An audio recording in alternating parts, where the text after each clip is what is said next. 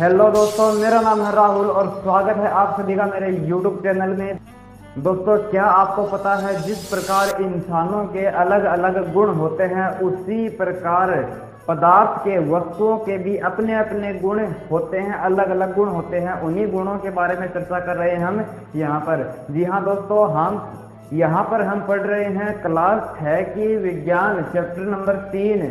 यहाँ पर हम पढ़ रहे हैं कक्षा 6 के विषय विज्ञान में चैप्टर नंबर 3, जिसका नाम है पदार्थ की प्रकृति, या फिर बोल सकते हैं वस्तुओं की प्रकृति। तो आइए दोस्तों देखते हैं क्या होती है वस्तुओं की प्रकृति। तो आइए दोस्तों शुरू करते हैं माँ सरस्वती का नाम लेकर के। दोस्तों, शुरू करने से पहले मैं आपको बता दूं कि हमने पिछले पार्ट में, इसी चैप्टर के पिछले पार्ट में हमने देख लिया था कि वस्तुओं के समूह कैसे बनाए जाते हैं और वस्तुओं का वर्गीकरण कर दिया था। वर्गीकरण किया था कि वस्तुएं स्रोत के आधार पर कितने प्रकार की हो सकती हैं। अब देख रहे हैं हम वस्तुओं के गुण देख रहे हैं। वस्तुओं के गुण में वस्तुओं का पहला गुण है चमक, ये हमने देख लिया। और जो कठोरता है ये भी हमने पिछले पार्ट में देख ली थी। इस पार्ट में हम देखने वाले हैं वस्तुओं के कुछ और गुण, अलग अलग बढ़िया बढ़िया और गुण देखेंगे। तो आइए देखते हैं सबसे पहले इसके चुंबकता के बारे में। दोस्तों, चुंबकता होती क्या है? आपने अपने घरों में या फिर आसपास में देखा होगा कि जो लोहे की आलपीन होती है या फिर और भी कोई लोहे की वस्तु है, चाबी हो गई, ये सभी चुंबक की ओर आकर्षित होती हैं। ये वस्तुएं चुंबक की ओर आकर्षित होती हैं, जबकि कुछ वस्तुएं जैसे प्लास्टिक ये हो गई, ये चुंबक की ओर आकर्षित नहीं होती, बिल्कुल भी इनके ऊपर फर्क ही नहीं पड़ता। इनके आसपास आप चुंबक रखते हो तो कोई इनकी स्थिति में कोई परिवर्तन नहीं होता। तो ये जो कुछ वस्तुएं होती हैं ये चुंबक की ओर, कुछ वस्तुएं होती हैं चुंबक की ओर आकर्षित होती हैं, लेकिन कुछ वस्तुएं चुंबक की ओर आकर्षित नहीं होती। ऐसा आखिर होता क्यों है? तो ये होता है इसी वस्तुओं के इसी गुण के कारण, जिसका नाम है चुंबकता। चुंबकता के कारण होता है। अब चुंबकता होती क्या है, आइए देखते हैं चुंबकता के बारे में। इसको लिख लेते हैं पहले। तो इस प्रकार से दोस्तों हम बोल सकते हैं कि चुंबकता क्या होती है। चुंबकता की परिभाषा हम क्या बोल सकते हैं? चुंबकता की परिभाषा होगी कि वस्तुओं के, कोई भी वस्तु है उसके चुंबक के प्रति अनुक्रिया करने का जो गुण होता है उस वस्तु में, उसी गुण को क्या कहते हैं? चुंबकता कहते हैं। उसी गुण को क्या कहते हैं? चुंबकता कहते हैं। परिभाषा हो जाएगी, कोई पूछ ले चुंबकता किसे कहेंगे भाई, तो आप क्या बताओगे कि वस्तुओं के चुंबक के प्रति अनुक्रिया करने का जो गुण होता है उस गुण को क्या कहते हैं? चुंबकता कहते हैं। अब हम देखते हैं इस चुंबकता के गुण के आधार पर हम वस्तुओं को दो प्रकार से विभाजित कर सकते हैं। और वो दो प्रकार कौन कौन से हो जाएंगे? देखो, पहला भाग हम बोल देंगे कि चुंबकीय वस्तुएं। वस्तुओं को कितने भाग में बांटेंगे? दो भाग में बांटेंगे। पहला भाग हो जाएगा चुंबकीय वस्तुएं और दूसरा हो जाएगा अचुंबकीय वस्तुएं। अब चुंबकीय वस्तुएं क्या होगी, इसकी परिभाषा लिख लेते हैं और अचुंबकीय की परिभाषा लिख लेते हैं। चलिए सबसे पहले मैं आपको बता देता हूँ कि चुंबकीय वस्तु किसको बोलेंगे। देखो, कुछ वस्तुएं ऐसी होती है जिनको हम चुंबक के पास में लगते हैं या फिर चुंबक को उनके पास में लाते हैं तो वो आपस में आकर्षित या फिर प्रतिकर्षित होती हैं। तो ऐसी वस्तुएं जो चुंबक की ओर आकर्षित होती हैं या फिर चुंबक के प्रति अनुक्रिया करती हैं उसको हम चुंबकीय वस्तु बोलते हैं। और इसका ही उल्टा हो जाएगा दूसरा पार्ट। दूसरा क्या हो जाएगा? अचुंबकीय वस्तुएं। उनका परिभाषा क्या हो जाएगी कि ऐसी वस्तुएं जो चुंबक की ओर आकर्षित या फिर प्रतिकर्षित नहीं होती, या फिर ऐसे बोलते हैं कि ऐसी वस्तुएं जो चुंबक के प्रति अनुक्रिया नहीं करती, उनको हम अचुंबकीय वस्तु बोल देंगे। तो लिख लेते हैं इनकी परिभाषा दोनों की। आइए, तो दोस्तों ये हो गई परिभाषा। परिभाषा क्या हो गई, वापस देख लीजिए। परिभाषा क्या हो गई कि चुंबकीय पदार्थ कौन से होंगे? कि वे पदार्थ जो चुंबक की ओर आकर्षित होते हैं उनको हम चुंबकीय पदार्थ बोलते हैं। जैसे कि जो लोहे की जो आलपीन होती है ना वो, और लोहे की कील होती है वो, और भी बहुत सारे उदाहरण चुंबक के, जैसे लोहे की चाबी हो गई, ताला हो गया, लोहे की जो कुर्सी बेंच, वो भी आकर्षित होते हैं, मतलब चिपक जाते हैं लोहे चुंबक के। तो ऐसी वस्तुओं को चुंबकीय वस्तु बोल देते हैं। अचुंबकीय वस्तु ऐसी वस्तु हो जाएंगी कि ऐसी वस्तुएं जो चुंबक की ओर आकर्षित नहीं होती उनको हम अचुंबकीय वस्तुएं बोल देते हैं। तो अचुंबकीय वस्तुओं के उदाहरण क्या हो जाएंगे? जैसे लकड़ी, कोयला। लकड़ी को आप चुंबक के पास लेके जाओगे, नहीं चिपकेगी। कोयला है उसको भी पास में लेके जाओगे, नहीं चिपकेगा। वो पत्थर है वो भी नहीं चिपक पाएगा, तो आकर्षित नहीं हो पाएगा। इसका मतलब हो जाएगा कि वे सभी क्या है? अचुंबकीय पदार्थ हैं। तो दोस्तों ये हो गए अपने चुंबकीय गुण के आधार पर दो प्रकार की वस्तुएं हो सकती हैं, चुंबकीय और अचुंबकीय वस्तुएं। इनकी परिभाषा हमने देख ली। चुंबकता का एक्सपेरिमेंट आप घर पे भी कर सकते हो। कैसे करोगे? एक कटोरी ले लेना, उसके अंदर आप थोड़ी सी मिट्टी डाल लो या फिर लकड़ी का बुरादा डाल लो, लकड़ी का बुरादा डाल लो और उसमें कुछ आलपीन होती है वो डाल दो उसके अंदर और उनको मिक्स कर दो, और पास में फिर उसके चुंबक लेके उसके अंदर जो लकड़ी का बुरादा और जो मिश्रण हमने बनाया उसके अंदर आप घुमाओ। जैसे ही आप घुमाओगे तो जो आलपीन है वो तो चुंबक के चिपक जाएंगे, लेकिन लकड़ी का बुरादा है वो नीचे के नीचे ही रह जाएगा। इससे सिद्ध होता है कि जो आलपीन है वो कौन सी है? चुंबकीय वस्तु है, और जो लकड़ी का बुरादा जो नीचे रह गया वो क्या है? अचुंबकीय पदार्थ है। ठीक है, अब देखते हैं अगला, वस्तुओं का जो अगला गुण है वो देखते हैं। अगला गुण क्या हो जाएगा? विलेयता। विलेयता के बारे में देखते हैं। विलेयता क्या हो जाएगी? विलेयता, विलेयता को हमें एक उदाहरण से समझते हैं। पहले देखो कि मान लो अपने पास 4 कांच के गिलास हैं। अपने पास क्या है? 4 गिलास हैं कांच के, उनको नाम दे दिया, एक पर लिख दिया ए, दूसरे पर बी, तीसरे पर सी और चौथे पर डी। इस प्रकार से 4 गिलास हैं। इन चारों गिलासों को पानी से भर करके हम उनके अंदर 4 अलग अलग प्रकार के पदार्थ डालते हैं, और वो पदार्थ देखो 4 अलग अलग पदार्थ डालेंगे। 4 कौन से कौन से लेंगे? 4, एक में चीनी ले लो और मिट्टी ले लो, जो रेत होती है वो, नमक ले लो और जो सौंफ का पाउडर होता है वो ले लो। ये सारी 4 चीजें ले ली हमने। इन चारों चीजों को अलग अलग गिलास के अंदर डाल देते हैं, और गिलास के अंदर डालने के बाद इनको अच्छी तरह घोलते हैं और 5 मिनट तक इनको या फिर 10 मिनट तक इनको रखते हैं। इनको रखने के बाद में हम देखते हैं, इनका पुनः अवलोकन करते हैं, इनको देखते हैं, तो हम देखते हैं कि जो चीनी थी और नमक था वो तो पानी के अंदर अच्छी तरह से घुल गया, लेकिन जो रेत और जो सौंफ का पाउडर था वो पानी के अंदर नहीं घुल पाया। तो इस प्रयोग में हम देखते हैं कि जो 2 चीजें चीनी और नमक पानी में घुल गई, इसलिए हम उनको विलयशील पदार्थ बोल सकते हैं, और जो रेत और जो मिट्टी थी वो उनमें घुली नहीं, अच्छी तरह मिक्स नहीं हुई, तो उनको हम बोलेंगे अविलेय पदार्थ। तो विलेयता क्या हो गया? विलेयता को हम देखना चाहें तो विलेयता किसको बोलेंगे?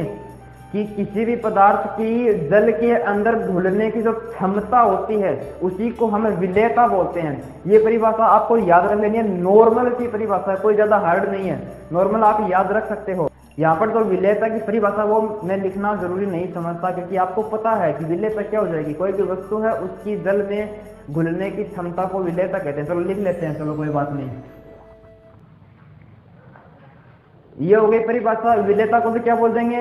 कि पदार्थों की जल में घुलने की जो क्षमता होती है उसको विलेयता कहते हैं। अब विलेयता के आधार पर भी वस्तुएं 2 प्रकार की होती है। 2 प्रकार की कौन कौन सी? एक तो विलेय और दूसरी अविलेय। विलेय वस्तु किसको बोलेंगे? जो जल के अंदर आसानी से घुल जाती हैं वो विलेय वस्तु होंगी, और जो जल के अंदर आसानी से नहीं घुल पाती वो क्या हो जाएंगी? अविलेय वस्तुएं। तो चलो लिख लेते हैं इनको। पहली कौन सी हो जाएगी? विलेय। पहली हो जाएगी विलयशील पदार्थ, और दूसरी हो जाएंगे अविलयशील पदार्थ। सबसे पहले इसकी परिभाषा लिख लेते हैं, विलयशील की, और उसके पश्चात इसी का उल्टा हो जाएगा अविलयशील पदार्थ। चलो लिख लेते हैं इसको। तो दोस्तों ये हो गई विलयशील की परिभाषा। क्या हो गया कि वे वस्तुएं जो जल में पूर्ण रूप से घुल जाती हैं उनको हमें विलयशील वस्तु कहते हैं। उदाहरण हमने अभी भी क्या देखे हैं? एक तो नमक हो जाएगा, और जो चीनी होती है ना, चीनी, वो भी पानी के अंदर घुल जाती है, और जो ग्लूकोज होता है ना, ग्लूकोज है, वो भी पानी में घुल सकता है। तो ये इसके उदाहरण हो जाएंगे। अब अगला देखते हैं हम, दूसरे नंबर पर क्या हो जाएंगे? अविलयशील पदार्थ है, अविलयशील। इसी का उल्टा हो जाएगा भाई। अविलयशील क्या बोलेंगे? कि वे वस्तुएं, कौन सी वस्तुएं भाई? वे वस्तुएं जो जल में, किसमें? जल में पूर्ण रूप से नहीं घुलती। बस ये एक वर्ड जोड़ना है, नहीं घुल पाती, नहीं घुल पाती, नहीं घुल पाती हैं। ठीक है, नहीं घुल पाती हैं। वे वस्तुएं क्या हो जाएंगी? अविलयशील वस्तुएं हो जाएंगी। जैसे इनका उदाहरण हम देखेंगे तो उदाहरण अभी भी हमने क्या देखा? जो रेत होती है वो क्या होती है? अविलयशील होती है। सौंफ का पाउडर होता है वो भी अविलयशील होता है। ये इसके उदाहरण हो जाएंगे। अब दोस्तों अब हम देख लेते हैं अपना अगला गुण, जिसका नाम है पारदर्शिता। पारदर्शिता के बारे में देखते हैं। चलो आइए जल्दी से। तो दोस्तों इसके बारे में देखते हैं। दोस्तों आपने कई बार अपना चेहरा कांच में तो देखा ही होगा, तो क्या आप उस कांच के आर पार देख सकते हो, मतलब उस कांच के दूसरी तरफ क्या है, आप इसको देख सकते हो क्या? मैं तो नहीं देख सकता, क्योंकि उसके पीछे शायद पॉलिश होती है, इसके कारण नहीं देख सकते। अब देखो, कांच के आर पार हम नहीं देख सकते, लेकिन आपने देखा होगा कि दुकानदार होता है, वो चॉकलेट होती है उनको प्लास्टिक या फिर कांच के पात्र में रखता है, जिससे कि हम उसको बाहर से ही देख लेते हैं। हमारे घर में भी जैसे अचार हो गए या फिर कुछ भी और भी रसोई का सामान होता है, उनको हमें प्लास्टिक या कांच के बर्तनों में रखते हैं ताकि वो बाहर से अपने को दिखाई दे जाए। तो कुछ पदार्थ ऐसे होते हैं जिनके हम आर पार देख सकते हैं। तो इसी आधार पर हमें पारदर्शिता किसको बोलेंगे? पारदर्शिता। तो हम ऐसे बोल सकते हैं, परिभाषा अपनी मर्जी से हम ये बना सकते हैं कि जो अपन पदार्थ होते हैं, अपने जो ये पदार्थ होते हैं, इन पदार्थों के आर पार देखने की जो क्षमता होती है, आर पार देखने की जो क्षमता होती है, उसको हम पारदर्शिता नाम दे सकते हैं। तो परिभाषा लिख लेते हैं अपन, क्या बोलेंगे कि वस्तुओं के या फिर पदार्थों के भी बोल सकते हैं, क्या बोल सकते हैं? वस्तुओं के आर पार देखने की क्षमता, आर पार देखने की जो क्षमता होती है ना, उसको क्या बोल सकते हैं? पारदर्शिता कहते हैं। ये हो गई इसकी परिभाषा। अब इसके आधार पर, पारदर्शिता के आधार पर वस्तुएं कितने प्रकार की होती है पता आपको? तो इसके आधार पर वस्तुएं देखो 3 प्रकार की होती हैं। कौन कौन सी होती हैं? देखो, सबसे पहली बात, एक तो हम उसके आर पार देख सकते हैं, ठीक है, एक उसके आर पार हम नहीं देख सकते। तीसरा बताएंगे सबसे लास्ट में, पहले इन 2 के बारे में देखो। सबसे पहले मैं क्या बोल रहा हूँ? पारदर्शी। जो पारदर्शिता, इसके आधार पर वस्तुओं को 3 भागों में बांटा गया। पहला हो गया पारदर्शी वस्तुएं। पारदर्शी वस्तुएं, पारदर्शी वस्तुएं क्या कौन सी होंगी? हम बोलेंगे कि वे वस्तुएं जिनके आर पार, क्या बोलेंगे? वे वस्तुएं जिनके आर पार स्पष्ट रूप से, किस रूप से? स्पष्ट रूप से देखा जा सकता है, स्पष्ट रूप से देखा जा सकता है, ठीक है। तो इन वस्तुओं को क्या बोल देंगे? पारदर्शी वस्तुएं बोल देंगे। जैसे क्या हो जाएंगे? कांच होता ना, कांच अपना खिड़कियों में भी लगाते हैं अपने, वो वाला कांच है। और बर्तन बनाते हैं जो दुकानदार, उसके अंदर चॉकलेट रखता है, अचार डालते हैं घर में, वो वाला कांच है। और पॉलीथीन होती है ना अपनी, पॉलीथीन, ये भी क्या होती है? पारदर्शी वस्तुएं होती हैं। और भी बहुत सारी होती हैं। अच्छा, अब दूसरी हमने देखी अपारदर्शी वस्तुएं, तो ये उल्टा हो जाएगा, अपने को पता ही है कि अपारदर्शी वस्तुएं किसको बोलेंगे? अपारदर्शी वस्तुएं उनको बोलेंगे कि वे वस्तुएं, क्या बोलेंगे भाई? वे वस्तुएं जिनके आर पार, जिनके आर पार स्पष्ट रूप से नहीं देखा जा सकता, नहीं देखा जा सकता, उनको क्या बोलेंगे? उनको बोलेंगे अपारदर्शी वस्तुएं। जैसे इनके उदाहरण क्या हो जाएंगे पता है क्या आपको? उदाहरण बताओ भाई। उदाहरण जैसे अपने पास किताब है ना, किताब, जैसे नोटबुक हो गई अपनी, नोटबुक, ये भी क्या है?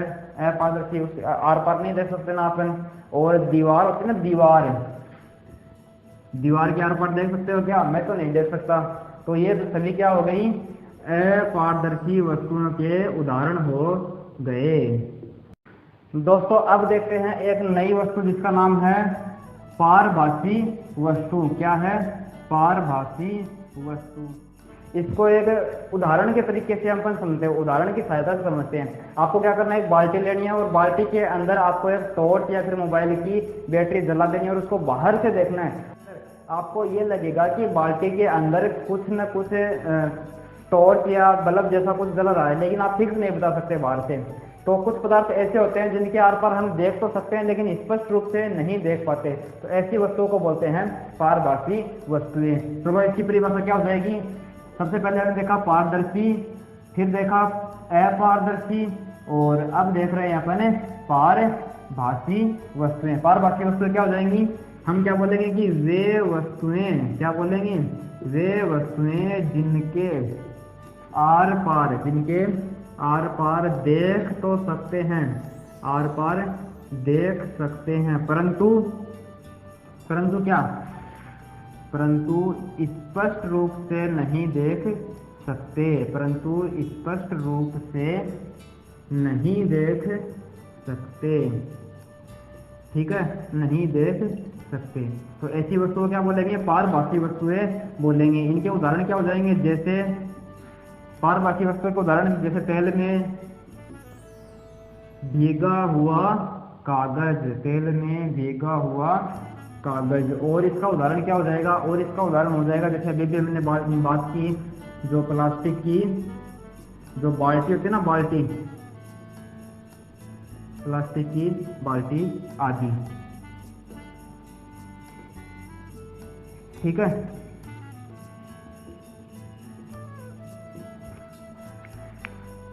तो ये हमने देख लिया पारभाषी वस्तु के बारे में।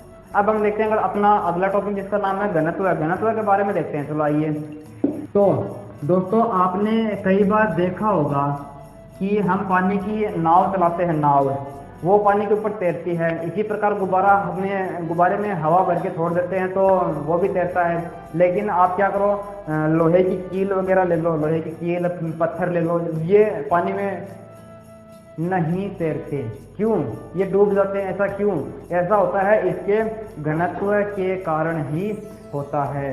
चलो घनत्व को एक अलग से उदाहरण के द्वारा समझते हैं। उदाहरण के द्वारा क्या करना, आपको क्या करना है, एक डिब्बा लेना है ना, समान आकार के 2 डिब्बे लेने आपको, है ना। और इन डब्बों में एक डिब्बे में आप भरोगे रुई और दूसरे डिब्बे में क्या भरोगे, दूसरे डिब्बे में आप भर दो रेत, भर दो, क्या भर दो, रेत भर दो। इसमें भरी मैंने रुई और इसमें भरी रेत। आप मेरे को ये बताओ कि कौन सा भारी होगा। जाहिर सी बात है ये वाला डिब्बा भारी होगा। दोनों का आकार समान है, आयतन समान है ना, समान आयतन के 2 डिब्बे हैं, लेकिन एक के अंदर रुई भरी है, ठूस ठूस के भर दो सही, और इसमें भरी है रेत। ये वाला भारी है। क्यों भारी है? क्योंकि जो रेत है इसका द्रव्यमान ज्यादा है और रुई है इसका द्रव्यमान कम है। तो हम यहाँ से घनत्व की परिभाषा समझ सकते हैं कि इकाई आयतन में स्थित जो द्रव्यमान है उसी को क्या कहते हैं, घनत्व कहते हैं। इसका मतलब ये होगा कि इकाई आयतन में जितना द्रव्यमान ज्यादा होगा उतना ही उसका घनत्व भी ज्यादा होगा, है ना। तो चलो इसको लिख लेते हैं। क्या बोलेंगे हम यहाँ पर, एक बात लिखता हूँ, क्या कि समान आकार की, क्या बोलूँगा, समान आकार की कुछ वस्तुएं हल्की तथा कुछ वस्तुएं भारी हो सकती हैं, तथा कुछ वस्तुएं भारी हो सकती हैं। ठीक है, भारी हो सकती हैं। ऐसा क्यों होता है? ऐसा घनत्व के कारण होता है। ऐसा इनके घनत्व के कारण होता है। अब आप बोलोगे कि सर ये घनत्व क्या होता है, इसकी परिभाषा तो बताओ। तो चलो घनत्व की परिभाषा भी लिख लेते हैं। घनत्व की परिभाषा क्या हो जाएगी कि हम बोलेंगे कि इकाई आयतन, क्या बोलेंगे, इकाई आयतन में, अभी हमने देखा है कि इकाई आयतन में जितना द्रव्यमान ज्यादा है उतना इसका घनत्व है। तो यहाँ से परिभाषा निकल के आ गई कि इकाई आयतन में स्थित